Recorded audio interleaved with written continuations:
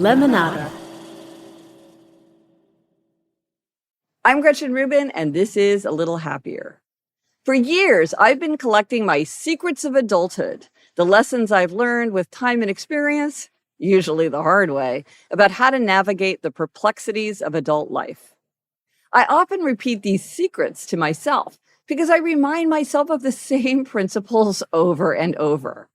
I learned them once, but before long, I have to learn them all over again.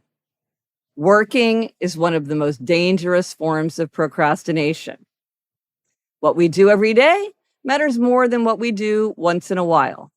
And a strong voice repels as well as attracts. In particular, I've learned many secrets of adulthood from my time as a parent. No change has transformed me more than becoming a parent, and no experience has taught me more lessons. For instance, as the parent of 2 young adult daughters, I repeat to myself, at some point, a parent must shift from coach to cheerleader. I passed that point a few years ago. I remind myself of this secret whenever I have the urge to lecture, inform, nudge, or suggest, which is often. These days, I'm a cheerleader, not a coach. My proper role is to shout encouragement from the sidelines, not direct the action. My daughters were relieved when I figured out this secret of adulthood. No tool fits every hand. In the past, I'd prod my daughters to work at their desks instead of on their beds. I'd urge them to turn off their music so they could concentrate in silence. I'd suggest that they do high-intensity weight training instead of Pilates or boxing because it's a more efficient form of exercise. But finally, I understood that desks, silence, and weight training are tools that work very well for me. No tool fits every hand, and different approaches work better for my daughters. There's another secret of adulthood for parents, and for anyone really, that puzzled me for a long time. I couldn't figure it out. I loved my daughters with all my heart, and I accepted them just as they were. So why did I so often nudge or encourage them to change? Finally, I grasped a paradox that exists at the heart of parenthood.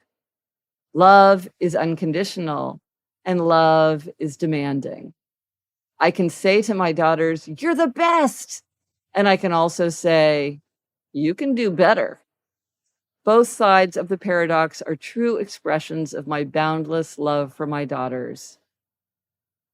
I have to admit that as a parent, I've repeated my secrets of adulthood to my daughters many times. Too many times? In fact, I've been called a happiness bully because when I have a suggestion for how I think someone can make their life happier, I can become quite insistent.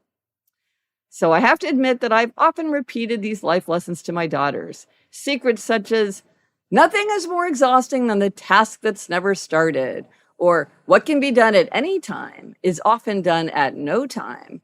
And on a lighter note, a quest is more fun than a jaunt, and misadventures often make the best memories. As a parent, I've often wondered, are my daughters paying any attention to what I say? Do any of my supposedly wise words strike a chord with them? So I asked my daughters which, if any, secrets of adulthood had stuck with them. To my surprised gratification, they each instantly supplied an answer. The one I always remember is, "You're unique, just like everyone else," my older daughter Eliza told me.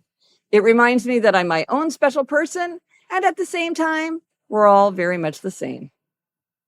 When I asked my younger daughter Eleanor, she said, "I always think about don't expect to be motivated by motivation. I used to think that if I could just psych myself up enough, I'd follow through with whatever I wanted to do.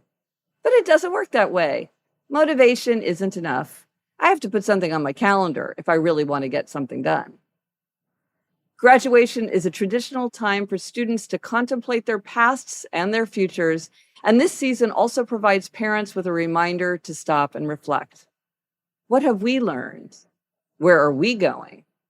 Even though I feel like I'm still figuring out the secrets of adulthood, it's encouraging to realize that I have learned some lessons along the way, and also that I've managed to pass along some of those lessons.